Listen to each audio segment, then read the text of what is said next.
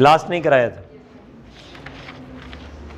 कराना है लास्ट वाला ना, ठीक है। लास्ट क्वेश्चन हम लोगों को करना है।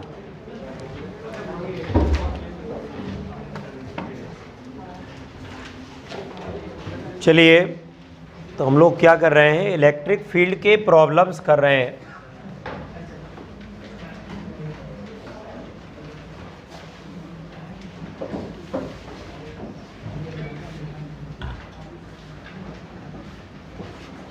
Problems of electric field, problems of electric field. Electric field के प्रॉब्लम्स की बात हो रही है और इसमें भी we are doing last problem of the sheet. ये यहाँ से एक स्क्वायर है ABCD बना लीजिए। यहाँ पर एक चार्ज Q रखा है, यहाँ -Q है, यहाँ पर 2Q है और यहाँ पर Q है, क्यों? और साइड की लेंथ 2B दे रखी है, ठीक। क्वेश्चन ये कह रहा है कि जो CD का मिड पॉइंट है, ये P रख लो, ये मिड पॉइंट है CD का, it is the mid point of CD, ये CD का मिड पॉइंट है। तो यहाँ पर फील्ड 0 है। क्या कह रहा है? P पॉइंट पर फील्ड 0 है, P पॉइंट पर फील्ड 0 है। तो स्मॉल q और कैपिटल Q का रेशो पूछ रहा है, स्मॉल q और कैपिटल Q का रेशो पूछ रहा है, ratio of small q and capital Q। Small q capital Q का रेशो पूछ रहा है। What is the ratio of small q and capital Q? Small q and capital Q का रेशो पूछ रहा है, क्या होगा? What is the ratio of small q and capital Q?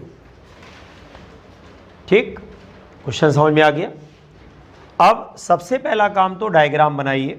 इसको यहाँ से मिला दीजिए ऐसे, इसको यहाँ से मिला दीजिए ऐसे, है ना। ये आपका पॉजिटिव चार्ज है, तो पॉजिटिव चार्ज का फील्ड हो गया E1 और ये हमारा नेगेटिव चार्ज है, ये फील्ड हमारा E2 है। ये हमारा E1 हो गया और ये हमारा E2 हो गया। इसको यहाँ से आगे बढ़ा दीजिए, ये एंगल हो गया थीटा, ये एंगल थीटा। अब यहाँ पर क्या हो रहा है, इसके कंपोनेंट आप ब्रेक कर लीजिए।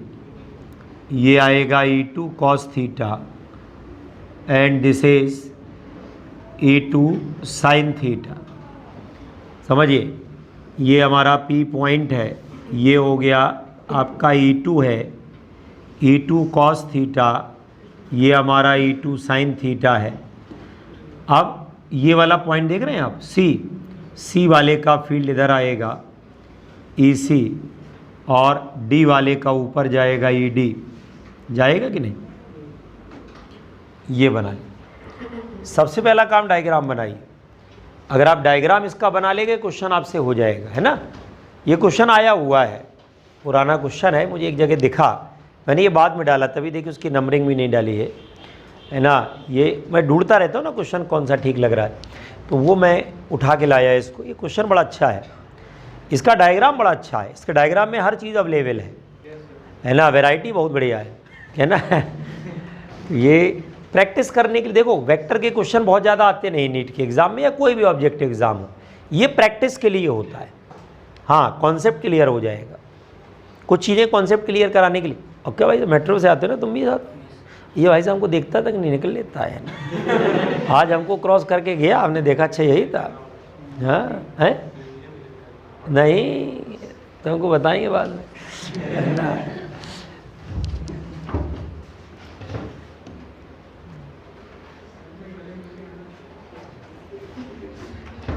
क्या हुआ? नहीं नहीं, मतलब बात कुछ और है। हाँ भाई, हो गया। अब आइए यहाँ पर करना क्या है, नेट फील्ड अगर जीरो है, इसके कंपोनेंट जरा तोड़ो बच्चा।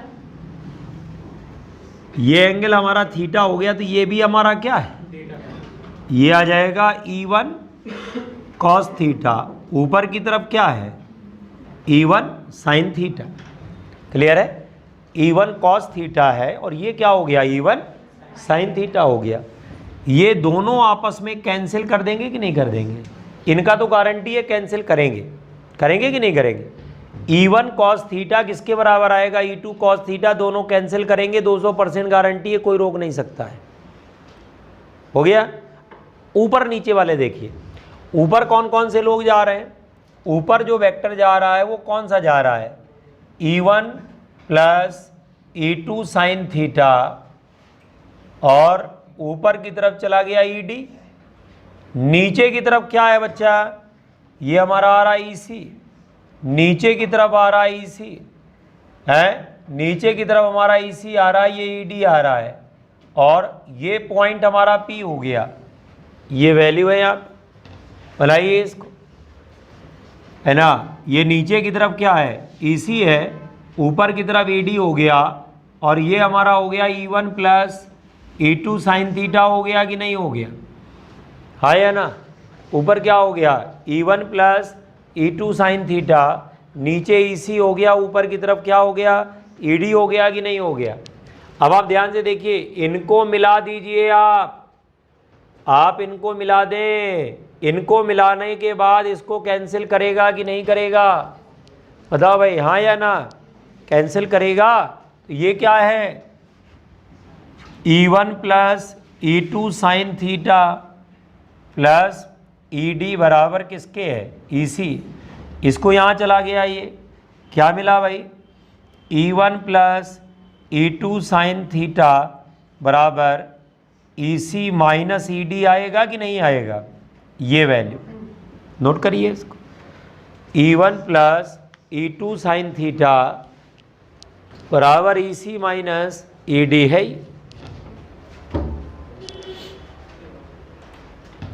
E1 plus E2 sine theta बराबर EC माइनस ED है। ये कैंसिल करेंगे, they will cancel each other.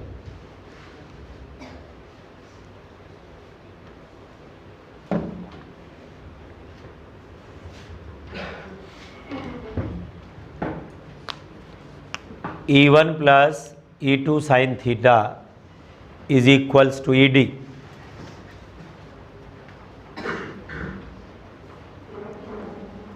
अब आप यहाँ से देख लीजिए, ये आपका 2b है और ये b है, ये अंडर रूट ऑफ कितना आएगा, 2b का स्क्वायर प्लस b स्क्वायर, तो ये आएगा रूट 5b। कितना आएगा, ये रूट 5b हो जाएगा कि नहीं हो जाएगा, आया समझ में कि नहीं आया। ठीक, अब आप यहाँ से देखो, अगर आप साइन थीटा चाहिए होगे ना, साइन थीटा अगर निकालेंगे तो क्या होगा, ये अगर थीटा है तो ये भी क्या होगा, ये आएगा b अपॉन रूट 5b आएगा, कैंसिल हो गया, 1 अपॉन रूट 5 हुआ कि नहीं हुआ, 1 अपॉन रूट 5 हुआ कि नहीं हुआ, है ना, 1 अपॉन रूट 5 आ जाएगा। साइन थीटा की आवश्यकता पड़ेगी कि नहीं पड़ेगी, साइन थीटा 1 अपॉन रूट 5 है, sine theta is equals to 1 upon root 5। अच्छा एक बात और देखिए, यहाँ पर E1 की वैल्यू और E2 की वैल्यू सेम होगी, क्यों, दोनों तरफ से डिस्टेंस कितनी है, रूट 5 भी है कि नहीं, दोनों साइड से डिस्टेंस इक्वल है।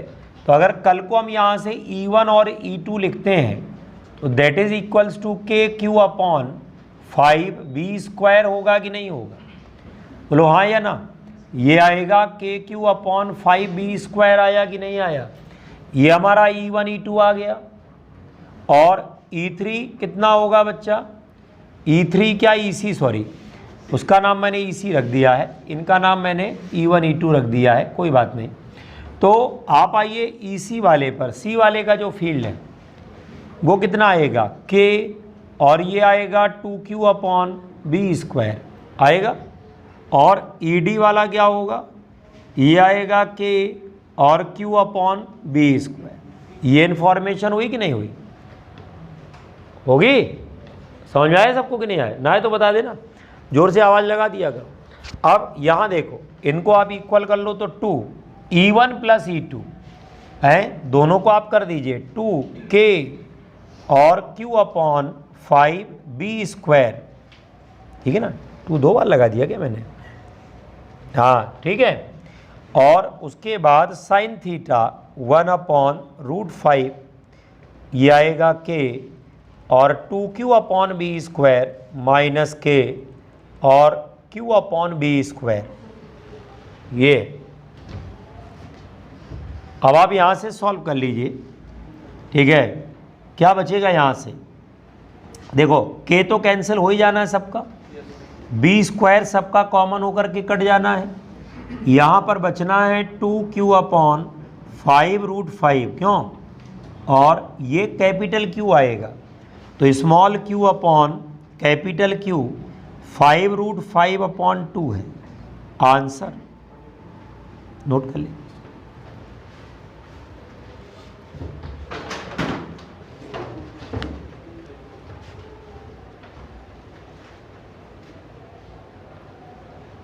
चलिए उसके बाद आइए नेक्स्ट हेडिंग डालते हैं, इलेक्ट्रिक लाइंस ऑफ फोर्सेस।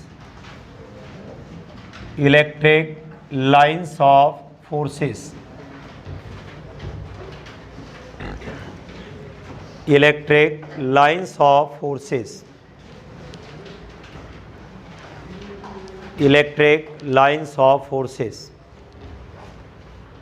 ठीक है, इलेक्ट्रिक लाइंस ऑफ फोर्सेस क्या होता है भी इलेक्ट्रिक लाइंस ऑफ फोर्सेस? ठीक है, ये इमेजिनरी कॉन्सेप्ट है। पहली बात तो आपको बता दें, कोई दिखती नहीं है कि लाइन ये है। आप जाओगे रास्ते में इलेक्ट्रिक लाइन का तार लगा होगा, है ना, जैसे भारत पाकिस्तान का बॉर्डर है भाई, बीच में क्या है, बैरिकेडिंग है। देखा होगा वो बाघा बॉर्डर पे रोज़, है ना, एक दूसरे को टांग दिखाया करते हैं, है ना, कोई मतलब नहीं होता है भाई। सामने वाले से, है ना, रोज़ जो है इस तरीके की हरकत करते हो, क्या मतलब है? तो मेरा कहने का मतलब ये है कि एक बॉर्डर आपने बनाया, उसके उधर ये मान लिया। हमारे यहाँ नहीं है ऐसा, इलेक्ट्रिक में ऐसा नहीं है कि आप जा रहे हो रास्ते में लाइन मिल जाए, नहीं। ये हम लोगों ने इमेजिन किया हुआ, एक इमेजिनरी कॉन्सेप्ट है। जैसे आप लोग अर्थ है, पृथ्वी है, लाइन बीच में खींच देते हो, कहते हैं इक्वेटर है, भूमध्य रेखा है, तो कहाँ वहाँ लाइन नहीं कोई खींची हुई है। ये नहीं कि आप चले जाओगे तो पूरे उसमें अर्थ में एक लाइन गोला भगवान ने खींच रखा है, एक सर्किल बना हुआ है और उससे ना, ऐसा नहीं है। वो एक इमेजिनेशन है, एक कॉन्सेप्ट है कि भाई इसके उधर जाएंगे तो ऐसा होगा, इधर आएंगे तो ऐसा होगा। तो हमारे कहने का मतलब है, इलेक्ट्रिक लाइन का मतलब है इलेक्ट्रिक फील्ड अगर प्रेजेंट है वहाँ पर, तो इलेक्ट्रिक फील्ड को एक्सप्रेस करना है, इलेक्ट्रिक फील्ड को प्रेजेंट में अगर दिखाना है, किसी को समझाना है, तो एक मैपिंग करते हैं। एक मैपिंग का तरीका है, और उस तरीके का नाम क्या होता है? इलेक्ट्रिक लाइन ऑफ फोर्स होता है। क्या नाम होता है उसका? इलेक्ट्रिक लाइन ऑफ फोर्स होता है। क्लियर हो रहा है कि नहीं हो रहा है? That is called electric line of force.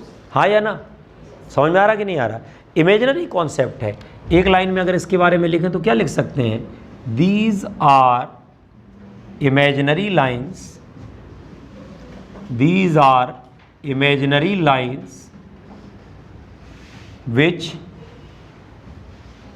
show the direction of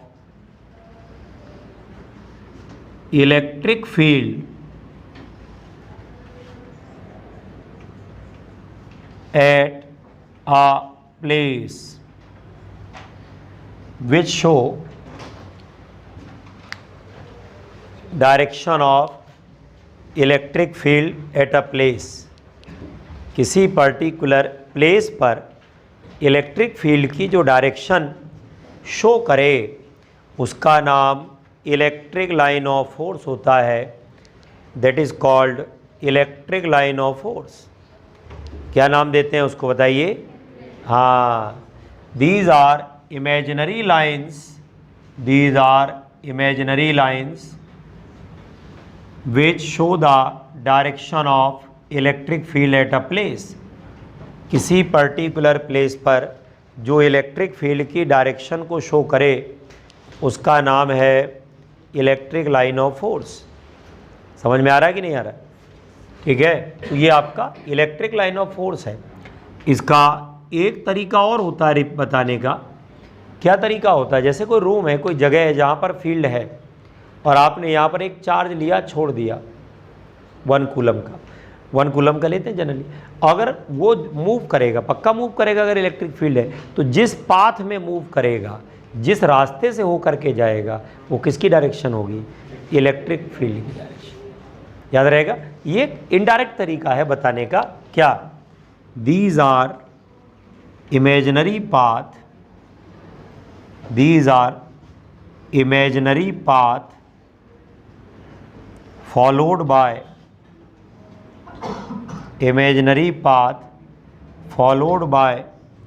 unit positive charge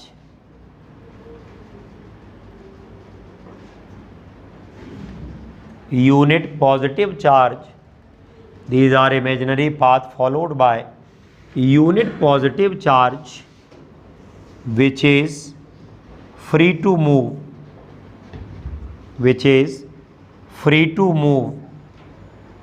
in an electric field।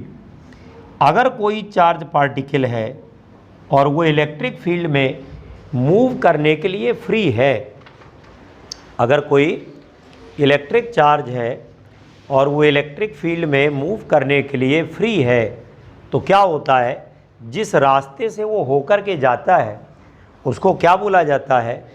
Electric line of force बोला जाता है। That is called what? Electric line of force. क्या नाम देते हैं उसको? इलेक्ट्रिक लाइन ऑफ फोर्स बोला जाता है। That is called electric line of force.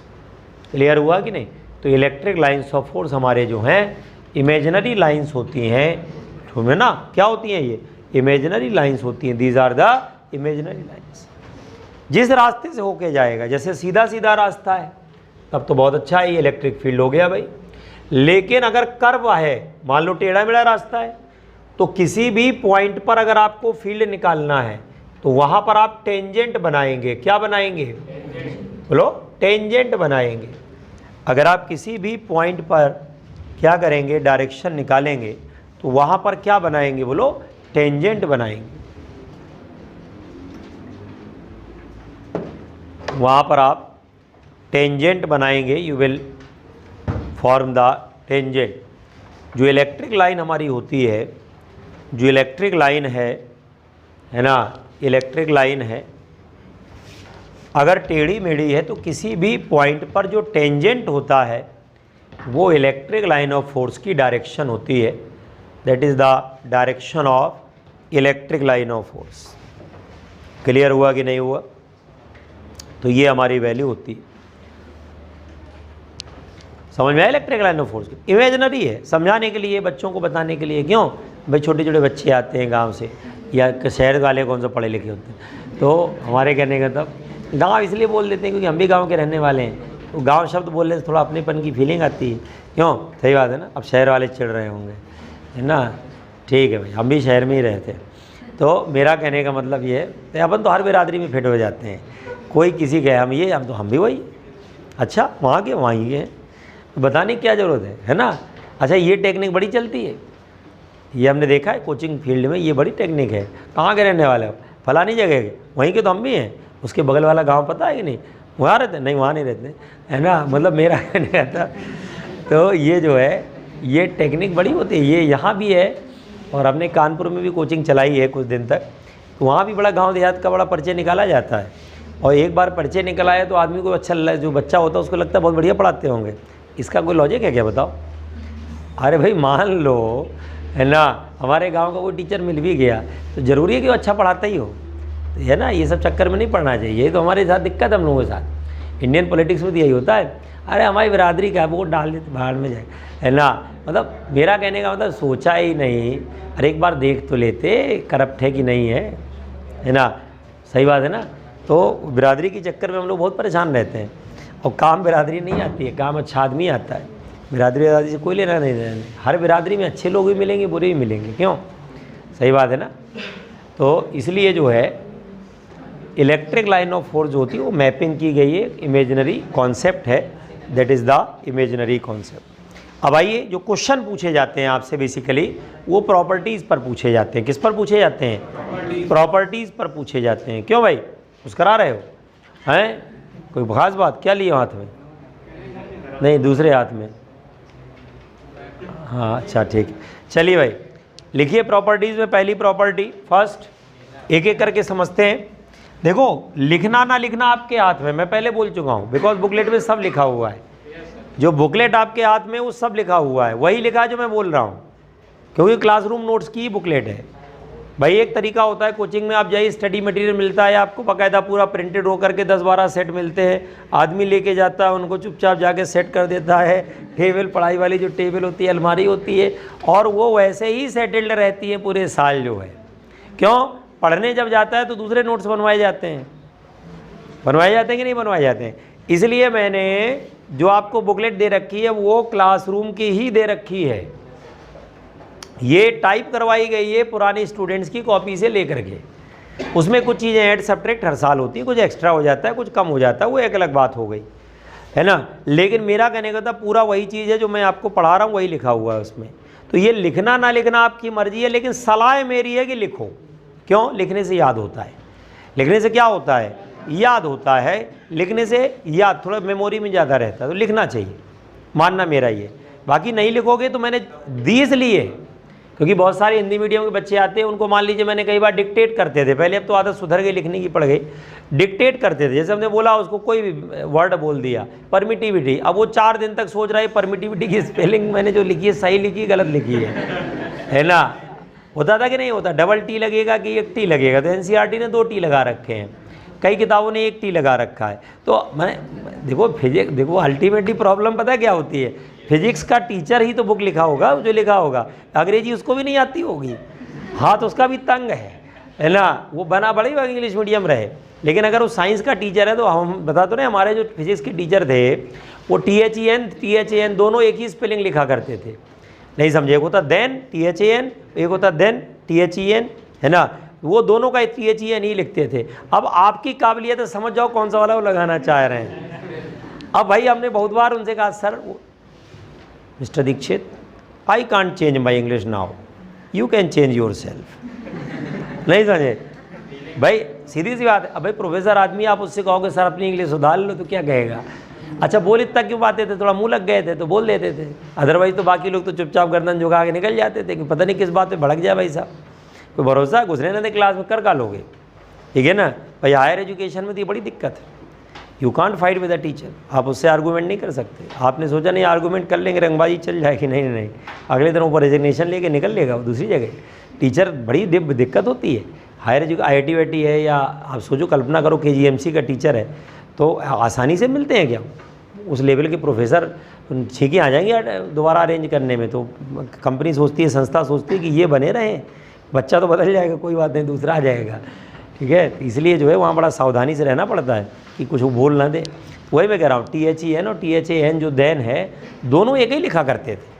अब हम लोगों को सोचना पड़ता था अच्छा ये सेंटेंस के हिसाब से यहाँ पे ये रहा होगा, है ना। अब ग्रेटर देन भी लिखा है THEN, अब हमको सोचना है ग्रेटर के साथ THEN नहीं आएगा, तो अपना सही कर लो। तो इसलिए मैंने लिख भी दिया। बहुत सारे लोगों को इंग्लिश की प्रॉब्लम रहती है तो उसमें लिखा हुआ है, स्पेलिंग के साथ लिखा है। कल को आप अपने यहाँ पे लिख रहे हैं, आपको लग रहा है कि स्पेलिंग गलत है, तो आप उसमें से करेक्ट भी कर सकते हैं। प्लस आपको नहीं अपने नोट से पढ़ना, उसी से पढ़ना, तो उसी से पढ़ते रहिए, ठीक है ना। हालांकि मैंने बहुत सारे बच्चों से इसको देने के बाद पूछा कैसे यूज़ करते हो, तो उन्होंने एक चीज़ हमको बताई कि सर मैं लिख पूरा लेता हूँ जो आप बताते हैं, then I go to the hostel. जब मैं हॉस्टल में जाता हूँ तो जाकर के मैं इसको देखता हूँ, तो जहाँ मुझे जो चीज़ एक्स्ट्रा लगती है या जो चीज़ लिखना होता है इसी में फिल कर लेता हूँ, तो एक बार लिखने से और याद हो गया, और उसका रिवीजन मैं इसी बुकलेट से करता हूँ। समझ में आ रहा कि नहीं आ रहा? रिवीजन में आसानी होगी आपको। प्लस जो क्वेश्चंस के बीच का गैप भरा छूटा हुआ है, उस गैप को आप पेंसिल से भरेंगे। किससे भरेंगे? कल को आपको क्वेश्चन को दोबारा प्रैक्टिस करनी है, आपने उसको इरेजर से मिटा दिया, उसका दोबारा वहीं पे सॉल्व कर लिया, प्रैक्टिस हो गई कि नहीं हो गई? तो उसको आप पेन से मत लिखा करिए, ये ध्यान रखिएगा, है ना। जो थ्योरी पार्ट है वो आप पेन से लिख सकते हैं, बहुत अच्छा रहेगा। कोई दिक्कत नहीं, लेकिन जो उसमें न्यूमेरिकल के लिए गैप छूटा हुआ है वो वर्कबुक टाइप का, उसमें पेन मत लिखा करो। तो उसमें ये होता है स्कोप बना रहता है, आगे कभी आपको रिवीजन करना हुआ, आपने किया कि एक दिन बैठ के सारे फिल इन द ब्लैंक मिटा डाले, अपना फिर बाद में बैठे हुए जल्दी जल्दी रिवीजन कर लिया, सारे क्वेश्चन रिवाइज हो गए कि नहीं हो गए। अब सॉल्यूशन पहले से लिखा होगा तो फिर रिवीजन नहीं हो पाता, फिर तो ये होता है कि हाँ ये होता करके होता है, तो फिर वो याद व्याद कुछ नहीं होता है, ठीक है ना। वो एंड टाइम पे ऐसे नहीं पढ़ा जाता है। हालांकि हम लोग भी कई बार ये करते हैं, क्लास में जाने के पहले जब नए नए थे तो होता क्या था कि जैसे आईटी की प्रीवियस ईयर क्वेश्चन या इरोडो वगैरह के सॉल्यूशन देख लेते थे जल्दी से और पहुंच जाते थे क्लास में, जा पक्का अटक जाते थे। क्यों? ये होता कभी नहीं होता है, उसको पहले लिखो, है ना, लिखने के बाद होता है। तो ये बड़ी दिक्कत होती है, सॉल्यूशन देख के नहीं होता है। सॉल्यूशन देखोगे हाँ इतना ही तो करना है, इतना ही तो करना है, और जैसे वहाँ कंपोनेंट तोड़ोगे तो अगले में फंस जाओगे, अच्छा ये हो रहा था, तो फिर अगले दिन उसको लिख के देखना पड़ता। तो हमने जो अनुभव से सीखा है कि क्वेश्चन को लिख के ही प्रैक्टिस किया करो। टाइम कम है, कम क्वेश्चंस करो, टाइम ज़्यादा है, ज़्यादा करो, लेकिन करो लिख करके। ये नहीं कि टाइम कम है तो पता चला ओरली कर डाले। कई लोगों की आदत होती है टाइम कम है सारे करने तो क्या करें, तो ओरली देख डाले, तो वो कुछ नहीं होंगे सही, है ना। तो थ्योरेटिकली क्वेश्चन नहीं देखे जाते, ठीक। खैर अब आइए प्रॉपर्टीज़ की बात हो रही थी, है ना, properties of electric lines. Electric lines की जो प्रॉपर्टीज़ हमारी है ना, इस पर क्वेश्चन आते हैं। प्रॉपर्टीज़ ऑफ इलेक्ट्रिक लाइंस पर क्वेश्चन आते हैं। पहली प्रॉपर्टी बहुत आसान है, आपको पता भी है, these originate from positive charge and terminate at negative charge. originate from positive charge and terminate at negative charge। Positive charge से ओरिजिनेट होता है और नेगेटिव पर जाकर के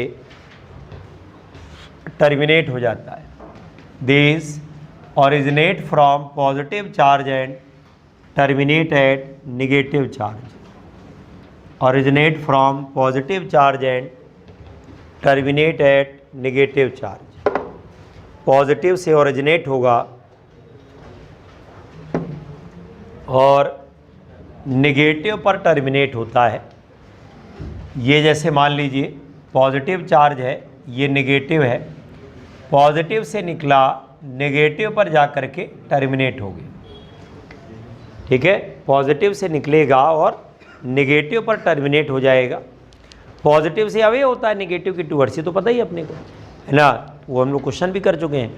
अब याद देखो, ये पॉजिटिव से निकला नेगेटिव पर जाकर के टर्मिनेट हो गया, लौट कर वापस नहीं आता है, लौट कर वापस, इसका मतलब है क्लोज्ड लूप का फॉर्मेशन नहीं करता है। क्या नहीं करता है? क्लोज्ड लूप का फॉर्मेशन नहीं करता। हिंदी में लिखना चाहो लिख सकते हो, क्लोज्ड लूप का फॉर्मेशन नहीं करता है। क्लोज्ड लूप का फॉर्मेशन नहीं करता है, फॉर्मेशन नहीं करता है, क्लोज लूप का फॉर्मेशन नहीं करता है। याद रखना, क्लोज लूप का फॉर्मेशन नहीं करता है।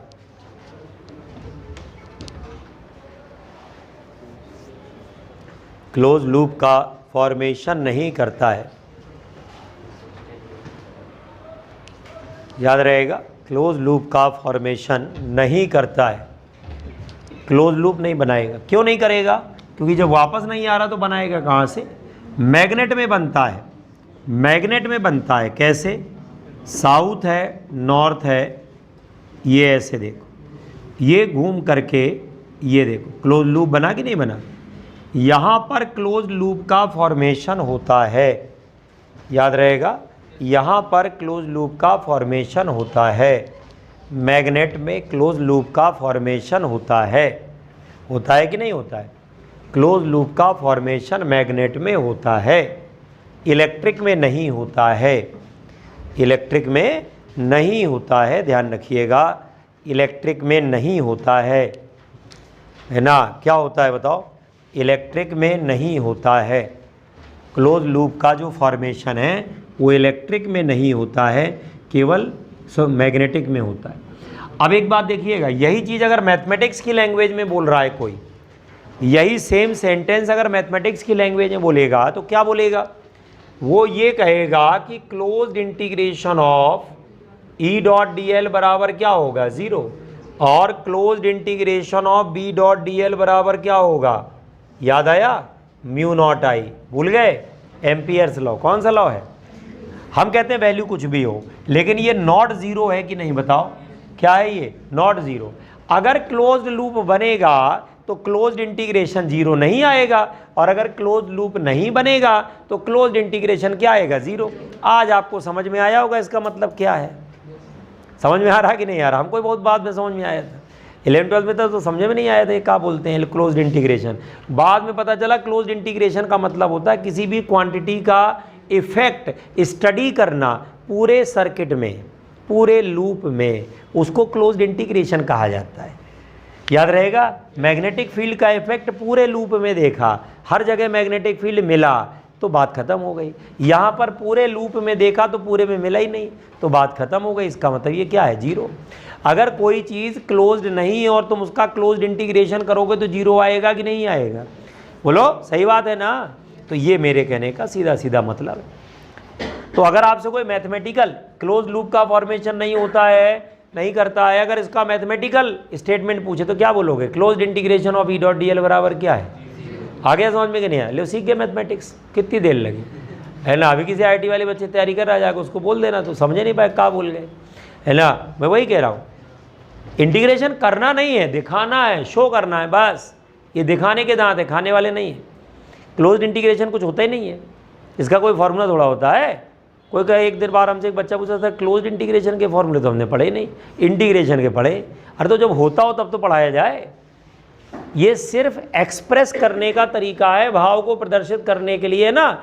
चांद पर दाग है करके कविता नहीं लोग बनाते हैं, तो वहाँ ऐसा कुछ है नहीं है ना भाई? खूबसूरती और दुनियादारी, है ना? नहीं समझ में आ रहा है? एक कवि सम्मेलन में कवि सुना रहा था, कह रहा था बच्चे को कितना कन्फ्यूज़ करते हैं। बचपन में होता कहते चांद मामा है, और बड़े होते तो चांद की तुलना प्रेमिका से लोग करने लगते हैं। अब भाई साहब वो कन्फ्यूज़ हो जाता है कि अब करें तो करें क्या? भाई मैं नहीं कह रहा हूँ, कवि सम्मेलन में एक सुना रहा था। अब बताओ, कन्फ्यूज़ कराने के तरीके हैं कि नहीं? बताओ, ये बेसिकली कितना गलत बात है। अरे सीधे सीधे बोल दो ना कि वो एक घूम रहा है, मतलब अर्थ के चारों तरफ, बच्चा समझ जाएगा। बच्चे छोटे आजकल के बहुत तेज होते हैं, है ना? नहीं समझ में आ रहा भाई? बच्चे आजकल के बहुत तेज होते हैं, आप उनको बेवकूफ़ बनाना बंद करो, ठीक है ना? बच्चे को बेवकूफ़ बनाने के चक्कर में आदमी खुद बेवकूफ़ बन जाता है। बच्चा कहता है अच्छा चुप रहो, हम बताते हैं होता क्या है। तो बेसिकली क्या है ना? मैं वही कह रहा हूँ। तो यहाँ पर क्लोज्ड इंटीग्रेशन सिर्फ बताने के लिए है कि पूरे सरफेस में क्या है। बोलो, पूरे सरफेस में क्या है? फीलिंग ले रहे हो? तो पूरे सरफेस में क्या है? अच्छा, जो बात तक मुस्कुराता रहे, समझ लो बात सोच सोच के मुस्कुरा रहा है ना? फीलिंग ले रहा। और अगर जिसने हंसा उधर बंद हो गया, ठीक है ना? हो गया, बात आई गई, हो गई। और जो बाद तक मुस्कुराता रहता है, जो बाद तक मुस्कुराता रहता है, इसका मतलब सोच सोच के मुस्कुरा रहा है। और कुछ लोग बाद में ही मुस्कुराते हैं, इसका मतलब देर में समझ में आया है ना? सही बात है ना? जो बाद में मुस्कुराए उस समय मुस्कुराए ही नहीं, ठीक है ना? इसका मतलब देर में समझ में आया तो कोई करे क्या, ठीक है? तो अगर कोई देर तक मुस्कुराता रहे, कुछ सुन के समझ जाओ फीलिंग ले रहा है। खैर, तो मेरा कहने का मतलब है कि पहली प्रॉपर्टी क्लियर हुई, क्लोज लूप नहीं बनेगा। सेकंड प्रॉपर्टी पर आइए, बात नहीं करें। सेकंड प्रॉपर्टी पर आइए, सेकंड प्रॉपर्टी पर आइए। जो चार्ज का मैग्नीट्यूड होता है वो नंबर ऑफ लाइंस के प्रोपोर्शनल होता है, या उल्टा बोलो, नंबर ऑफ लाइंस चार्ज के मैग्नीट्यूड के प्रोपोर्शनल होती हैं। नंबर ऑफ लाइन क्या होती हैं? चार्ज के मैग्नीट्यूड के प्रोपोर्शनल होती हैं। बोलो, सही है कि नहीं? नंबर ऑफ लाइन प्रोपोर्शनल होती है मैग्नीट्यूड ऑफ चार्ज। लिख लेंगे, नंबर ऑफ लाइंस या number of electric lines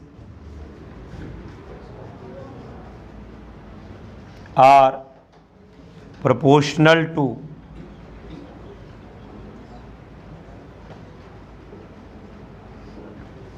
the magnitude of charge charge का जो मैग्नीट्यूड होता है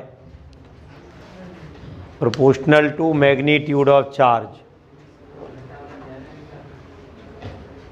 बात नहीं करें, मैग्नीट्यूड ऑफ चार्ज के प्रोपोर्शनल होता है, that is proportional to the magnitude of charge. Charge का जो मैग्नीट्यूड है उसके प्रोपोर्शनल होता है। Number of electric lines are proportional to the magnitude of charge. जितना बड़ा चार्ज होगा, जैसे मान लो यहाँ पर एक चार्ज है प्लस Q1, बात बिल्कुल नहीं, और यहाँ से आपने लाइन बनाई, सपोज़ आपने 4 लाइनें बना रखी हैं, और यहाँ पर क्या हुआ, ये आपका प्लस Q2 है, और यहाँ पर आपने 8 लाइंस बना रखी हैं ऐसे, ये आपने 8 लाइंस बना रखे हैं। पहले वाले में 4 हैं, दूसरे वाले में कितनी हैं, 8 हैं। इसका सीधा सीधा अर्थ ये निकलता है कि जो Q2 है वो Q1 का डबल है। बात ख़त्म हो गई, कहानी ख़त्म। अगर नंबर ऑफ़ लाइनें डबल हैं तो चार्ज का मैग्नीट्यूड भी डबल होगा। कुछ नहीं, 3-5 करने की आवश्यकता नहीं। समझ में आ रहा है कि नहीं आ रहा है? अगर चार्ज का मैग्नीट्यूड डबल है तो नंबर ऑफ़ लाइंस भी क्या होंगी। और इसी कॉन्सेप्ट का इस्तेमाल गॉस ने किया था। उन्होंने कहा था क्लोज, याद है ना, total flux equal to Q upon epsilon naught. वो टोटल फ्लक्स का मतलब नंबर ऑफ़ इलेक्ट्रिक लाइंस ही तो है। तो नंबर ऑफ़ इलेक्ट्रिक लाइंस कितनी होती हैं, बोलो, epsilon not times into number of line कर दोगे तो Q निकल आता है। नहीं समझ में आ रहा है? मेरी बात समझो, एप्सिलॉन नॉट टाइम्स कर दोगे नंबर ऑफ़ लाइंस को तो क्या निकल आएगा, बताओ, Q निकल आएगा। क्या निकल आएगा? जैसे फॉर एग्ज़ाम्पल, एक बात सुनिएगा, फॉर एग्ज़ाम्पल आपको Q निकालना है ना, और एप्सिलॉन नॉट होता है 8.5 इंटू 10⁻⁻12 होता है, और मान लो वहाँ पर कितना है, बोलो 10⁻6 लाइनें हैं, तो कितने माइक्रोकूलम का चार्ज हो गया, बोलो 8.8 माइक्रोकूलम का चार्ज हो गया। कहानी ख़त्म हो गई। नहीं समझ में आ रहा है? बोलो, क्या मैंने बोला, 10⁻6, 10⁻6, बोलो 10⁻6 जो है ना, क्या हुआ, नंबर ऑफ लाइनें ले ली, 8.85 10⁻12 से मल्टीप्लाई किया, इतने माइक्रोकूलम आया। अब आप मज़ेदार बात देखिएगा, अगर 1 कूलम का चार्ज ले लिया जाए, 1 कूलम का चार्ज ले लिया जाए तो कितनी लाइनें होंगी, नंबर ऑफ लाइन 1/8.85 10⁻12, 10⁻12 ऊपर होगा, 8.85 यहाँ होगा। क्लियर है कि नहीं? इसमें से 10 अलग कर लेना तो 10/8.85 इंटू 10⁻11, इतनी लाइनें होंगी 1 कूलम चार्ज के पास, जाके गिन लेना। आप 1 कूलम चार्ज के चारों तरफ कितनी लाइनें बना सकते हो, बताओ, 10/8.85 इंटू 10⁻11, इतनी लाइनें बन जाएंगी। नहीं समझ में आ रहा है? ये नंबर ऑफ लाइनें गिन गिन करके तो उन्हें थ्योरम दे डाली। आ रहा समझ में कि नहीं आ रहा? आपको लगा बहुत बड़ा साइंटिफिक, कुछ नहीं है, उन्हें अंदाज़ा लगाया था इसे। आ रहा समझ में कि नहीं आ रहा?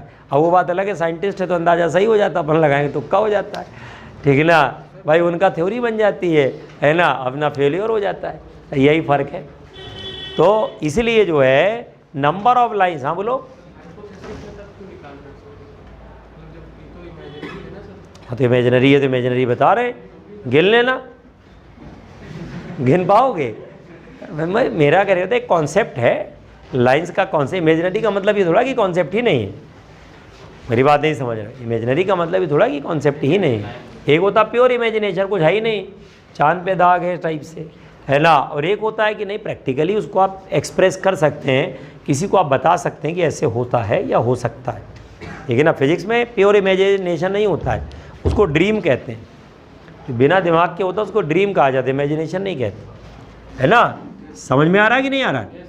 चलिए, तो नंबर ऑफ लाइन जो होती हैं वो डायरेक्टली प्रोपोर्शनल किसके होता है, मैग्नीट्यूड ऑफ चार्ज के होता है।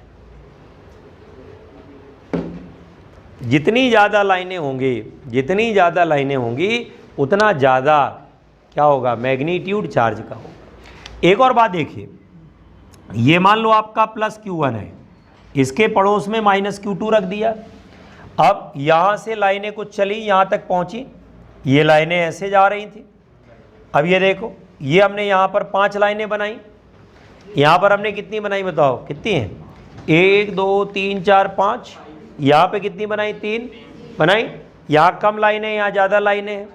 अगर किसी के देखो, ये 4 छोटा है, ये 2 लाइनों के बीच का एंगल कितना है, और ये लाइनें ज़्यादा हैं, 2 लाइनों के बीच का एंगल क्या है? तो भैया नंबर ऑफ लाइनें अगर बढ़ेंगी, क्या कर रहे हो? अच्छा, उसको पिला रहे हो? अच्छा, हमने कहा शायद परंपरा होती है ना पिलाने वाली। तो मेरा कहने का मतलब है, वो तो शाम में होता है, तो मेरा कहने का मतलब इसलिए जो है, खैर, तो मैं ये कह रहा था कि इसमें क्या होता है कि 2 लाइनों के बीच का एंगल घट जाएगा कि नहीं। एक बेंच में 2 लोग बैठे हैं, उनके बीच में 2 बैग आ जाएंगे, क्यों? नहीं समझे? एक और बढ़ गया तो 2 लोगों के बीच में 1 बैग आ पाएगा, और अगर एक और बढ़ गया तो 1 भी बैग ना आ पाएगा। नहीं समझ में आ रहा है? फिर और बढ़ने की गुंजाइश बची तो कैसे बढ़ेगा, आप लोगों को पता है। तो मेरा कहने का मतलब भाई तो एक चार्ज आपका कितना है बेटा? Q1 है। दूसरा चार्ज आपका क्या है? अब मैंने कहा कि ज़्यादा लाइनें होंगी तो एंगल क्या होगा? कम। मान लीजिए यहाँ पर एंगल अल्फा है और यहाँ पर एंगल क्या है? बीटा है। 2 लाइनों के बीच का एंगल एक तरफ अल्फा, एक तरफ क्या है? बीटा है। तो याद रखिएगा, एक फॉर्मूला होता है Q1/Q2 equals to sine square beta by 2 upon क्या है? साइन स्क्वायर अल्फा बाई 2 है कि नहीं? नोट कर लीजिए इसको, Q1/Q2 है।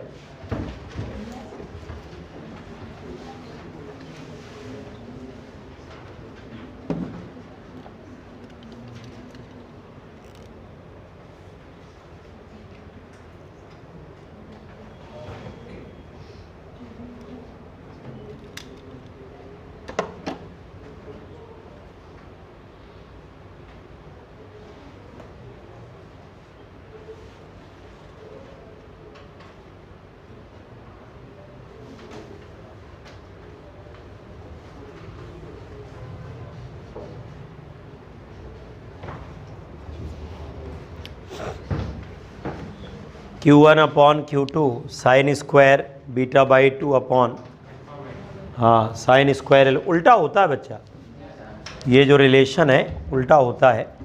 उल्टा इन द सेंस ये कि होता है कि अगर चार्ज बड़ा है, ध्यान से सुनिएगा, अगर चार्ज का मैग्नीट्यूड ग्रेटर है तो एंगल छोटा होगा। क्यों?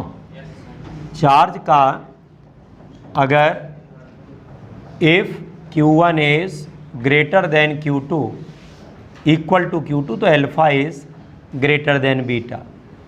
Q1 greater than Q2, alpha is less than beta. Q1 less than Q2, alpha is greater than beta. आ रहा समझ में कि नहीं आ रहा? ये होता है। क्लियर? तो ये रिलेशन आपका है, दिस इज़ द रिलेशन। ये हमारा जो है रिलेशन हो गया, दिस इज़ द रिलेशन। तो Q1 और Q2 आपस में बराबर है, तो अल्फा और बीटा आपस में बराबर है। Q1 अगर ग्रेटर देन Q2 है तो अल्फा लेस देन बीटा है। ये भाई चार्ज के मैग्नीट्यूड का इलेक्ट्रिक लाइन के साथ सीधा सीधा रिलेशन है। ज़्यादा बड़ा चार्ज होगा, लाइनें ज़्यादा होंगी, एंगल उसी हिसाब से कम हो जाएगा। अब आप काम की बात सुनिए, अगली प्रॉपर्टी नेक्स्ट जो भी नंबर है, प्रॉपर्टी क्या होती है कि जो इलेक्ट्रिक लाइंस हैं they are always normal on the surface of charge conductor. क्यों? क्या रहेगा याद? Electric lines are always normal on the surface of charge conductor. Electric lines are always normal on the surface of charged conductor. Always normal on the surface of charged conductor. हमेशा वो normal होते हैं surface of charge conductor में। They are always normal on the surface of charge conductor.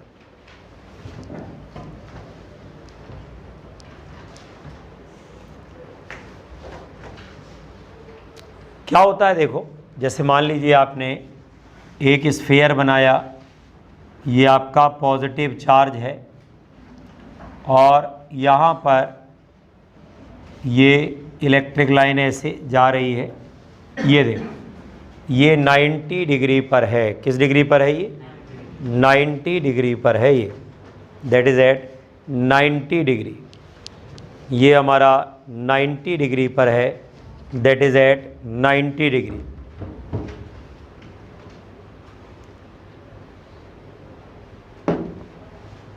ये हमारा 90 degree पर है, normal होता है, कभी एंगल पे नहीं मिलेगा। क्यों नहीं मिलेगा?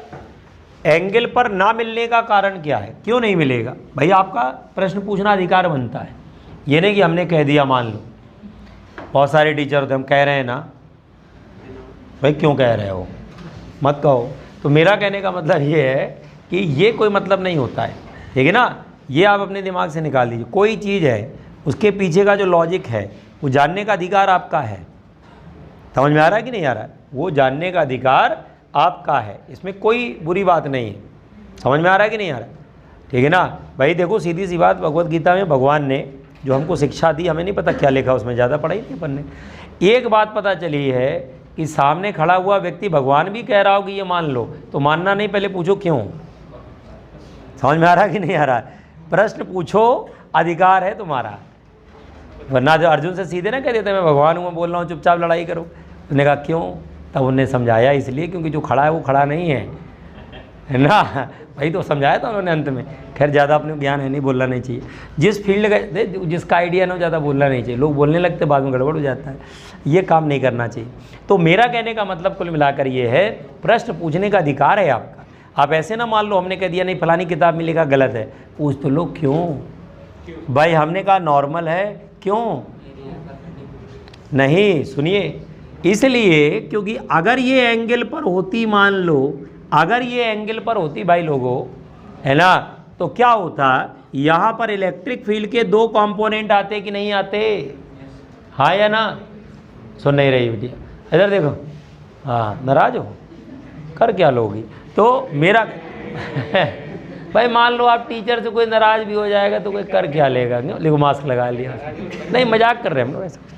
तो ये चला करता है, ठीक है ना भाई। फिजिक्स में पढ़ते समय बोर हो जाता है आदमी, तो बीच बीच में अपने को करना पड़ता है। कॉमर्शियल ब्रेक कहते हैं। जैसे सीरियल आ रहा होता है, बीच में चांटा मारने जा रही होती है सास बहू को या बहू सास को, बीच में तुरंत आगे देखिए, है ना। होता है कि नहीं होता है? और बीच में कॉमर्शियल ब्रेक आ जाता है, किटकैट ब्रेक। क्यों? तो वैसे ही हम लोगों का फिजिक्स में भी होता है, बीच बीच में क्या होता है, ब्रेक करने पड़ते हैं। ज़्यादा देर पढ़ा दो, है ना, लगातार पढ़ा दो फिजिक्स, तो आदमी कहता अच्छा गलत है, नहीं पढ़ेंगे ऐसे, है ना। ये पढ़ा नहीं पाते, इनको पता नहीं कैसे पढ़ाया जाता है ना। तुम तो कहना देना, क्योंकि कहेगा कोई पीटो कोई पिटेगा, तुमको पता चल गया तुम ही कहते हो। तो अब यहाँ देखो ये चार्ज है भाई, यहाँ पर क्या है, ये चार्ज है। अब ये रखा हुआ है इलेक्ट्रिक फील्ड, आपने कहा कि लाइन भाई नॉर्मल है, एंगल पर है, सॉरी। तो यहाँ दो कंपोनेंट आ जाएंगे कि नहीं आ जाएंगे? एक इधर होगा, एक क्या होगा? और जब दो कंपोनेंट होंगे तो दो डायरेक्शन में फोर्स लगेंगे। दो डायरेक्शन में अगर फोर्स लगेंगे तो क्या होगा? अगर दो डायरेक्शन में फोर्स लगेंगे तो पार्टिकल इधर की तरफ मूव करेगा कि नहीं करेगा? करेगा। और अगर particle along the surface move करेगा, रेस्ट में रह नहीं पाएगा। और रेस्ट में रह नहीं पाएगा तो हम तो बात कर रहे थे चार्ज रेस्ट पर है, इलेक्ट्रोस्टैटिक्स की बात कर रहे थे। हम कह रहे थे ये चार्ज कंडक्टर है। चार्ज कंडक्टर का मतलब इसके ऊपर चार्ज रखा हुआ है सरफेस पे। समझ में आ रहा है कि नहीं आ रहा है? चार्ज रेस्ट कंडीशन पे है। क्लियर हो रहा है कि नहीं? तो अगर ये कोई भी कंपोनेंट अलोंग लगने लग गया सरफेस के, अगर कोई भी कंपोनेंट सरफेस के अलोंग लगने लग गया तो क्या होगा? अगर कोई भी कंपोनेंट सरफेस के अलोंग लगने लग जाएगा तो क्या होगा? उस डायरेक्शन में ये मूव करेगा कि नहीं करेगा? बोलो, उस डायरेक्शन में ये मूव करेगा कि नहीं करेगा? और अगर उस डायरेक्शन में ये मूव करेगा तो क्या होगा? ये चार्ज रेस्ट पे नहीं रह पाएगा। इसलिए नॉर्मल होना चाहिए, याद रहेगा। इसलिए क्या होना चाहिए? नॉर्मल। फिर एक इक्विपोटेंशियल वाले कॉन्सेप्ट से भी समझा सकते हैं, लेकिन ये तरीका एनसीईआरटी में लिखा हुआ है, तो इसी तरीके से हम समझाते हैं। अब आगे देखिए, अगर मान लो कल को कोई इरेगुलर शेप की बॉडी होती, मान लो ऐसे, और इसके ऊपर आपने चार्ज ऐसे दिया होता, अब आपसे पूछा जाए कि लाइन बना के दिखाओ इस पर कैसी बनेगी, है ना। अब आपसे पूछा जाए कि इसमें लाइन बना के दिखाओ कैसी होगी, ये ऐसे, ये लाइन बना के दिखाओ आप ऐसे, ये लाइन बना के यहाँ से दिखाओ ऐसे, ये देखो। यहाँ थोड़ा सावधान रहिएगा, सावधान ऐसे रहिएगा कि जहाँ पर ये देखो यहाँ थोड़ा सा कर्व है ना, देखो ये जब लाइन निकलेगी तो नॉर्मल निकलेगी कि नहीं निकलेगी, तो हल्की सी मुड़ती हुई जाएगी, सीधी मत निकालिएगा। यहाँ भी देखो ये कर्व है, 90 पे निकलेगी, याद रहेगा कि नहीं रहेगा, ऐसे आया समझ में कि नहीं आया। टेढ़ा मेढ़ा होगा तो थोड़ा ध्यान रखिएगा, इसमें तो कोई दिक्कत नहीं, सीधे सीधे बन जाएगी। ये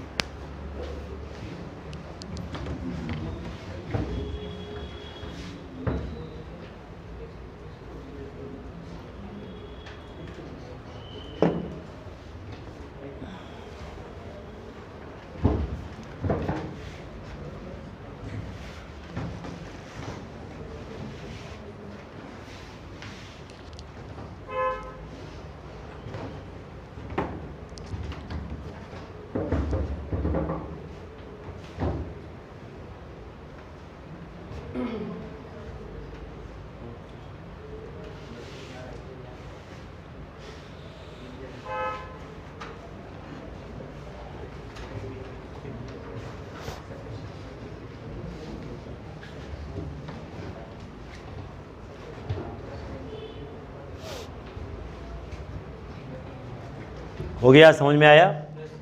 electric lines are always normal on the surface of charge conductor, ठीक है। अच्छा एक बात और याद रखिएगा, electric lines do not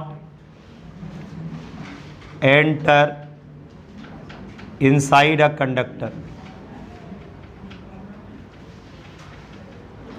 do not enter inside a conductor. Electric lines do not enter inside a conductor. जो इलेक्ट्रिक लाइंस होती हैं वो कभी भी किसी कंडक्टर के अंदर एंटर नहीं करती हैं। These do not enter inside a conductor, clear है। These do not enter inside a conductor, ये कभी भी कंडक्टर के अंदर एंटर नहीं करेंगी। कैसे? जैसे मान लो ये कंडक्टर है और आपने इलेक्ट्रिक लाइन बनाई है ऐसे, ये इलेक्ट्रिक लाइन ऐसे बन गई, देखो यहाँ तक ऐसे बनी। अब यहाँ पर ये कंडक्टर है तो लाइन यहाँ आकर के ख़त्म हो गई, फिर आगे शुरू हो गई, बीच में गायब है, because it is conductor. Surface पे आके टर्मिनेट हो जाती है ना, ऊपर जाएगी तो मुड़ के जाएगी। मान लो इसके पड़ोस में से लाइट जा रही है, ये मुड़ जाएगी थोड़ा सा। इसको एंड इफेक्ट कहते हैं। क्या कहते हैं इसको? एंड इफेक्ट या एज इफेक्ट कहते हैं। एंड इफेक्ट नहीं, एज इफेक्ट। एंड तो मैग्नेट में होता है, एज इफेक्ट। आपने अगर कभी ध्यान से देखा हो तो कैपेसिटर के जब क्वेश्चन आते हैं स्टैंडर्ड बुक में देखिएगा तो उसमें लिखा होता है नेग्लेक्ट एज इफेक्ट, लिखा होता है। आप एच.सी. वर्मा में क्वेश्चन देखेंगे तो वहाँ लिखा रहता है नेग्लेक्ट एज इफेक्ट, क्योंकि जब एज इफेक्ट को ले लेंगे तो वहाँ पर लाइनें कर्व हो जाती हैं, तो लिख देता है। नॉर्मल बुक्स नहीं लिखती हैं, कहती कर क्या लोगे, समझ में आ रहा? गलत भी लिख रहे हैं तब भी वो एक्सपेक्ट करते हैं कि आप सही बताओ। नीट वाले भी खासकर क्वेश्चन ऊपर टांग कर लिख देंगे और फिर सोचेंगे कि समझ जाए बच्चा क्या लिखना चाहते थे, नहीं समझे। बहुत बार ऐसा हुआ है, बात नहीं करो, बहुत बार ऐसा हुआ है कि क्वेश्चन ही गलत उन्होंने बनाया है, लेकिन वो उम्मीद करते हैं कि बच्चा समझ गया होगा क्या कहना चाहते हैं। समझ में आ रहा कि नहीं आ रहा? जैसे एक क्वेश्चन बड़ा फेमस है, मैं कई बार देखता हूँ उसको, रोटेशनल मोशन का है कि क्या हो रहा है, एक डिस्क रोटेट हो रही है, उस पर एक क्या है, कोई मास रखा हुआ है और उसमें लिखा रहता है डिस्क स्टार्ट्स रोटेटिंग, है ना, और उसके बाद उसमें से वो मास जा कर के स्लिप करने लगता है। तो कितनी दूर रखा है या कितना म्यू है, ऐसे कुछ क्वेश्चन है। नहीं समझ में आ रहा है? साफ साफ लिखा है डिस्क स्टार्ट्स रोटेटिंग, मतलब ओमेगा नॉट 0, शुरुआत में एंगुलर स्पीड क्या थी। अब अगर पहले से एंगुलर स्पीड 0 है, इसका मतलब ये एंगुलर एक्सेलरेशन होगा, क्या होगा, अल्फा होगा कि नहीं होगा, एंगुलर एक्सेलरेशन होगा। एंगुलर एक्सेलरेशन होगा तो वहाँ पर दो फोर्स लगेंगे, एक रेडियल होगा, एक कौन सा होगा, टेंजेंशियल होगा। तो वहाँ पर रिजल्टेंट को फ्रिक्शन के बराबर करेंगे। लेकिन भाई साहब इसका जो सॉल्यूशन है उसमें सिर्फ सेंट्रीपिटल फोर्स को किसके बराबर कर दिया, फ्रिक्शन के, आंसर निकाल दिया, काम खत्म। अब आप उनसे पूछो ये क्यों, अरे इतना तो सोच लेना चाहिए ना कि अगर अल्फ़ा आ जाएगा तो क्वेश्चन टफ हो जाएगा, तो वो नहीं सोचेंगे, वो हमने नहीं सोचा था। मतलब एग्जामिनर ने क्या सोचा था वो भी आप सोच लो, वो क्वेश्चन साफ साफ गलत है, साफ साफ वो गलत ही है ना। अगर स्टार्ट से लिखा है इसका मतलब ओमेगा क्या 0 है शुरुआत में और बाद में ओमेगा हो गई, तो बीच में अल्फ़ा भी तो आएगा कि नहीं आएगा। एथ्योरम क्वेश्चन नंबर 28 है, सेकंड पार्ट देख सकते हैं आप। तो मेरा कहने का मतलब ये है कि वहाँ पर छाप भी रहे हो क्वेश्चन को और ध्यान से छाप भी नहीं रहे हो। भाई सर ने पहला वाला जो पार्ट दिया उसको भी तो देखो क्या दिया है उन्होंने, सेकंड वाले को तो उठा के तुमने छाप दिया। अब पहले वाले को भी तो देख लो उन्होंने कुछ समझाया है कि नहीं समझाया है। नवत भाई आदमी ये लोग छापते बहुत तेज़ है, क्वेश्चन कहीं दिख जाए उनको मतलब का 4 पार्ट है, एक पार्ट उठा के छाप देंगे, ये नहीं सोचेंगे 3 पार्ट का इसमें यूज़ तो नहीं हो रहा है, अच्छा बाद में हो गया, गलत हो गया यार। समझ में आ रहा है कि नहीं आ रहा है। और मुझे तो लगता है ये लोग क्वेश्चन को सॉल्व करके भी नहीं देखते हैं, एक बार अपनी तरफ से क्वेश्चन डाल देते हैं, उसको सॉल्व तो करके देख लो कितनी देर में सॉल्व हो रहा है, क्योंकि बहुत सारे क्वेश्चन वास्तव में लंबे होते हैं। उनको अगर एक बार खुद करके देखा होता है, जैसे हम लोग पेपर जब बनाते हैं कभी तो देख लेते हैं सॉल्व करके, तो देख लेते लंबा हो रहा है, हटा दो दूसरा डाल दो। अरे देख तो ले भैया, किससे पूछने जा रहे हो, नीट वाले बच्चे हैं, बायो वाले बच्चे, उनके लिए फिजिक्स का मतलब समझ रहे हो ना, है ना भाई। बेसिकली फिजिक्स का मतलब उनके लिए वही है कि जैसे भारत में रह है ना, भारत पाकिस्तान की बात करो तो गुस्सा आ जाता है, वैसे बायोलॉजी वाले के लिए क्या है भाई, दूसरी कंट्री की बात हो रही है भाई। वो फिजिक्स बायो अपना सब्जेक्ट समझता है, मेरा है, केमिस्ट्री भी चलो मेरा है, चलो मेरा है, मतलब नहीं समझ रहे हो। जैसे कि इंडिया अपना कंट्री है, चलो नेपाल भी ठीक है, भूटान भी ठीक, पाकिस्तान नहीं तुरंत दिमाग में आती है बात कि नहीं आती है, जबकि है वो भी अपना भाई, अपना ही तो पार्ट है, गया कहाँ से है, अपना ही है। वो बात अलग है कब अपने मिल जाता है ना। हम तो इसी उम्मीद में बैठे ही है, वो इसी उम्मीद में बैठे, इधर वाला उधर मिलेगा, वो वाला हम लोग सोच रहे हैं उधर वाला इधर मिलेगा। भाई आधी 75 साल से तो ये चल ही रहा है, हम अपने नक्शे में दिखाते हैं, वो अपने में दिखाता है, बात खत्म हो गई। अंत में पता चला प्राइम मिनिस्टर वहाँ का अलग होता है, नहीं पता है, पीओके में अलग प्राइम मिनिस्टर होता है, पता है कि नहीं पता, वहाँ का अलग प्राइम मिनिस्टर होता है, वो पाकिस्तान का प्राइम मिनिस्टर वहाँ नहीं होता है। वो बात अलग है कि पाकिस्तानी सेना का कब्जा है, वो मान लिया, लेकिन पाकिस्तानी सरकार से वहाँ को लेना देना खास होता नहीं है, वहाँ तो आर्मी के कंट्रोल में जो उसका मन होता है करती है, वहाँ का अलग प्राइम मिनिस्टर होता है। हम अपना सोच रहे हैं हमारे मिल जाएगा, वो सोच रहे हैं हमारा ही तो है ही है, और बात बन रही है, बात खत्म हो गई। तो वही मैं कह रहा हूँ, ठीक है, तो वही मैं इसलिए कह रहा हूँ बायोलॉजी वाले बच्चे के लिए बायोलॉजी अपना सब्जेक्ट है, चलो केमिस्ट्री भी अपना है ना, क्योंकि उसमें एक चैप्टर बायोमोलिक्यूल भी आता है, तो फीलिंग भी आ जाती है। हाँ, जब बायोमोलिक्यूल सर पढ़ाते होंगे ना केमिस्ट्री वाले, तो मुझे पक्का पता है कि लोग उछलते होंगे बीच में, अरे सर ये ऐसे नहीं, ये होता है ना, होता है कि नहीं होता है, क्योंकि भाई सीधी सी बात, केमिस्ट्री वाला बेचारा पढ़ा रहा है तो उसको ज़्यादा थोड़ा आता होगा, तो बच्चे जो है उसमें ज़्यादा वो करते हैं, परेशान करते हैं टीचर को, कहते अच्छा ठीक है। तो खैर, तो मैं ये कह रहा था कि फिजिक्स तक आते आते उनको तुरंत पाकिस्तान की फीलिंग आने लगती है, बट ये सब्जेक्ट के इसको बाहर करो, बाउंड्री खींचो बीच में से, क्यों, जैसे नीट वाले चल रहे हैं कि फिजिक्स हटा देना चाहिए, फिर उन्होंने कहा नहीं कट ऑफ कर देना चाहिए, क्यों, मिनिमम कर देना चाहिए क्वालिफाइंग। और भाई जिस दिन मिनिमम क्वालिफाइंग कर दिया, जो सिलेक्शन हो रहा है वो भी होना बंद हो जाएंगे। नहीं समझ में आ रहा है, अरे मिनिमम लाओगे तब तो कॉपी चेक होगी, वरना जो चेक कहाँ होगी। समझ में आ रहा है कि नहीं आ रहा है। अभी तो ये होता था 0 नंबर भी फिजिक्स में तो भी कई लोगों का हो जाता है, क्योंकि बायोलॉजी में आ गए ठीक ठाक, केमिस्ट्री में आ गए, उनकी कैटेगरी के हिसाब से कट ऑफ निकल गए, मौज हो गई। लेकिन अब तो वो सब गए। जनरल में भी आपको क्या पता, बहुत स्थिति गंभीर होती है। अगर मान लो 50 नंबर भी कट ऑफ 40 नंबर भी कर दिया, भाई साहब उतना लाना छींकें आ जाती हैं। इतना स्कोर होता नहीं जितना रंगबाजी लोग बैठे रहते हैं कि नहीं इतने तो मैं ले ही आऊँगा, कुछ नहीं, 4-5 क्वेश्चन ज़्यादा फिजिक्स में एक्यूरेट नहीं हो पाते हैं, बाकी नेगेटिव खा जाता है, क्योंकि तुक्के लगाए बैठे होते हैं। नहीं समझ में आ रहा है भाई। प्रॉब्लम ये नहीं है कि तुमने किए 15 हैं कि 20 हैं, 20 करके आए, लेकिन 20 में से सही कितने थे, 5, बाकी गलत कर गए, तो 5 के भी नंबर खा गया है। निगेटिव में नंबर आते हैं फिजिक्स में, वो नंबर बता दें तो आधे लोग तो ऐसे संन्यास ले ले, एक नया अखाड़ा बन जाए, सिर्फ है ना नीट अखाड़ा, इसने जूना अखाड़ा वो नहीं ऐसे करके नहीं, है ना भाई, सन्यासियों के अखाड़े हैं ना, तो भाई इन अखाड़ों की शुरुआत कैसे हुई, किस वजह से, कोई पत्नी से परेशान होकर के बना है सन्यासी, कोई किसी वजह से बना है। तो वैसे तुम लोगों का नीट फिजिक्स वाला अखाड़ा हो जाएगा अलग से। या वैसे ये संत क्यों बना है, नीट में फिजिक्स से परेशान था, निगेटिव में नंबर थे -300 इतने तो होते नहीं, लेकिन -180 नंबर आ गए भाई साहब किसी के, तो संन्यास ले ही लेगा, कहेगा मुझे तो पढ़ना ही नहीं जीवन में। क्यों, समझ में आया कि नहीं। तो एक नया अखाड़े के जन्म हो जाएगा, इसलिए वो नंबर नहीं बताते नेगेटिव। खैर, तो मेरा कहने का मतलब अंदर इलेक्ट्रिक लाइन जाएगी नहीं ना। अच्छा, क्यों नहीं जाएगी ये भी आपको मैं बता चुका हूँ। एक क्वेश्चन कराया था, मैंने कहा था अंदर नेट फील्ड क्या होता है, 0। बोलो, अंदर बात नहीं करें, अंदर नेट फील्ड क्या है, 0। अंदर नेट फील्ड 0 होता है कि नहीं होता है। 2 फील्ड होते हैं, कौन कौन से, एक तो बाहर वाला फील्ड होता है और एक अंदर इंड्यूस्ड चार्जेस का फील्ड होता है। किसका फील्ड होता है, तो इंड्यूस्ड चार्जेस का जो फील्ड होता है वो किसको कैंसिल कर देता है, एक्सटर्नल फील्ड को, इसलिए क्या हो जाता है, 0। याद है कि नहीं याद है, मैंने एक क्वेश्चन भी इस पे करवाया था, find the electric field due to induced charges inside the cube. याद है कि भूल गए हैं, तुम्हारे चेहरे से लग रहा तुम्हें नहीं याद है, नहीं याद है, देखो बोला उसने, तुरंत चेहरे से पता चल जाता। तो मेरा कहने का होता है ना, तो यहाँ जो है क्या है, ये मान लो लाइन ऐसे जा रही है, अगर लाइन बाएं से दाएं जा रही है, इसका मतलब यहाँ कोई पॉजिटिव चार्ज रखा है, यहाँ कोई क्या रखा है, पॉजिटिव चार्ज यहाँ है, निगेटिव चार्ज वहाँ है। तो पॉजिटिव के सामने यहाँ पर क्या इंड्यूस होगा, यहाँ क्या इंड्यूस होगा, तो यहाँ पॉजिटिव से आई निगेटिव पर टर्मिनेट हो गई, और यहाँ पॉजिटिव से गई निगेटिव तक चली गई। इसका मतलब ये टर्मिनेट हुई है, यहाँ पर क्या हुई है ये, क्योंकि ये हजम नहीं होता। अगर ये निगेटिव बना के ना दिखाओ तो आदमी को विश्वास ही नहीं होता, गई कहाँ ये, यहाँ अंदर कहाँ है। तो बेसिकली वो यहीं ख़त्म हो गई है ना, फिर आगे फिर ओरिजिनेट हो गई है। तो ये होता है। तो कहीं भी कंडक्टर है तो कंडक्टर के अंदर इलेक्ट्रिक लाइन जो है वो क्रॉस नहीं करती। और क्यों नहीं करती, उसका रीज़न है अंदर नेट फील्ड क्या होता है, 0 होता है। अंदर फील्ड 0 नहीं होता है, नेट फील्ड 0 होता है। अंदर नेट फील्ड 0 होता है, अंदर नेट फील्ड क्या होता है, बोलो 0।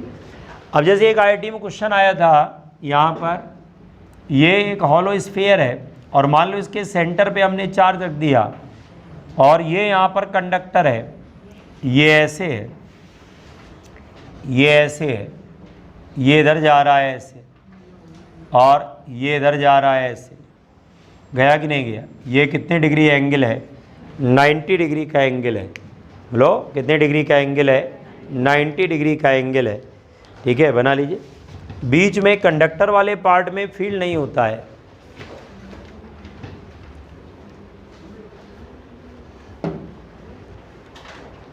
बीच में जो कंडक्टर वाला पार्ट है उसमें फील्ड नहीं होता है, बीच में कंडक्टर वाले पार्ट में फील्ड नहीं होता है।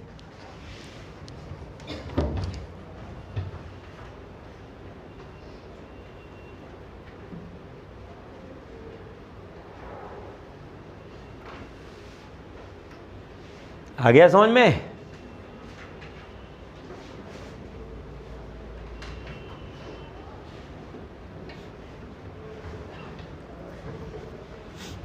बीच में जो कंडक्टर वाला पार्ट है उसमें फील्ड नहीं होता। अब अगर मान लो ये जो चार्ज है वो थोड़ा किनारे होता, जैसे मान लो ये हॉलो है और चार्ज हमारा यहाँ होता, सेंटर पे नहीं है, थोड़ा सा किनारे है।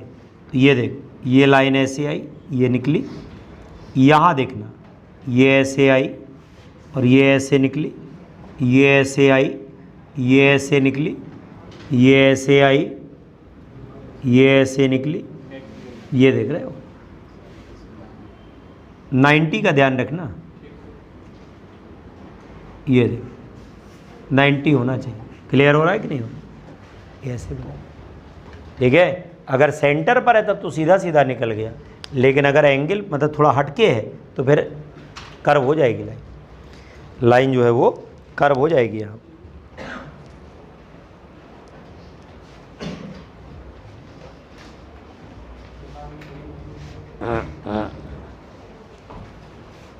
फंस गया, देखो निकालो।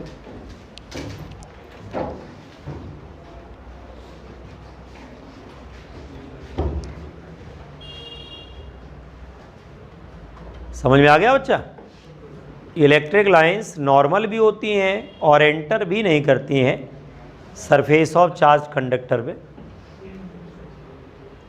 कंडक्टर की प्रॉपर्टीज़ आप देखेंगे तो एनसीईआरटी में जो सेकंड चैप्टर है उसकी स्टार्टिंग में 8-10 पॉइंट लिखे हुए हैं कंडक्टर की प्रॉपर्टीज़, है ना। डाइलेक्ट्रिक और कंडक्टर का उसने समझाने का प्रयास किया क्या होता है।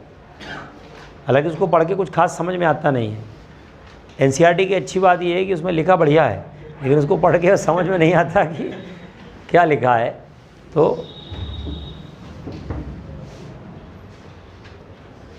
अगर एनसीईआरटी की लिखा हुआ समझ में आने लग जाए तो बायोलॉजी वाले टीचर के तो आधे लोगों की दुकान बंद हो जाए, क्योंकि पढ़ाते उसी से हैं।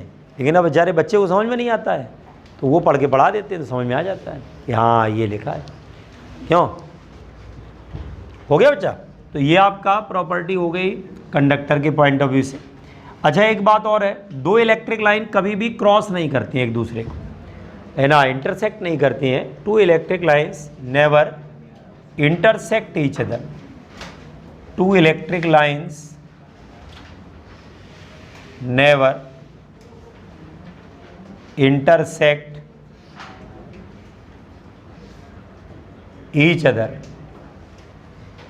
Two electric lines never intersect each other. दो इलेक्ट्रिक लाइन है वो कभी भी एक दूसरे को इंटरसेक्ट नहीं करती हैं। Two electric lines never intersect each other, intersect नहीं करती हैं। क्यों नहीं करती हैं उसका रीज़न क्या है, क्या रीज़न है क्यों नहीं करती हैं? जैसे ये देखो यहाँ पर आप इंटरसेक्ट नहीं करेंगी, क्यों नहीं करेंगे? क्योंकि दो टेंजेंट बनेंगे। अब अगर एक ये देखो एक ही पॉइंट पर फील्ड की दो डायरेक्शन बनेगी कि नहीं बनेगी? और ये प्रैक्टिकली पॉसिबल नहीं है। एक पॉइंट पर एक ही डायरेक्शन फील्ड की होगी, दो डायरेक्शन नहीं हो सकती। क्यों?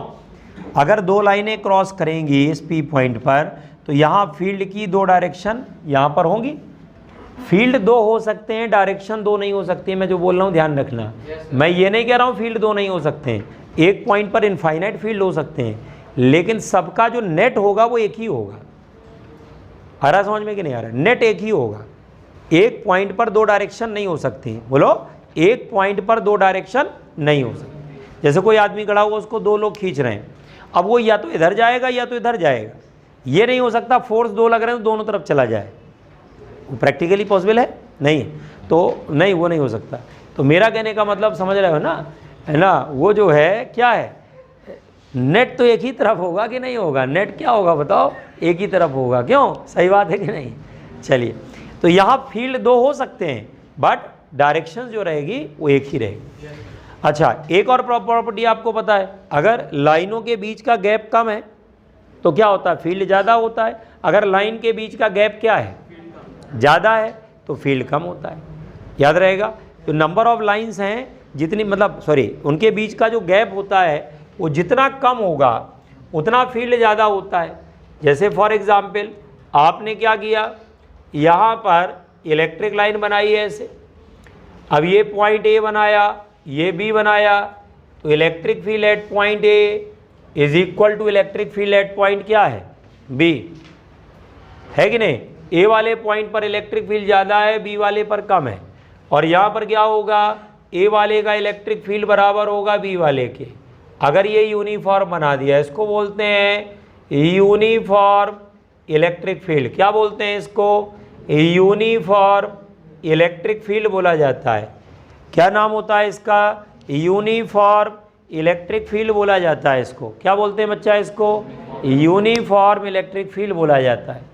तो ए पॉइंट का इलेक्ट्रिक फील्ड, बी पॉइंट का इलेक्ट्रिक फील्ड दोनों आपस में क्या होता है? बराबर हो जाता है। बराबर हो जाता है कि नहीं हो जाता है? तो ए पॉइंट का और बी पॉइंट का क्या होगा? बराबर। इसको बोला जाता है यूनिफॉर्म। इसको क्या बोला जाता है? Non uniform. क्या बोला जाता है इसको? नॉन यूनिफॉर्म बोला जाता है। एक यूनिफॉर्म हो गया और एक आपका नॉन यूनिफॉर्म। तो बताइए भाई, इलेक्ट्रिक लाइन समझ में आया सबको कि नहीं आया?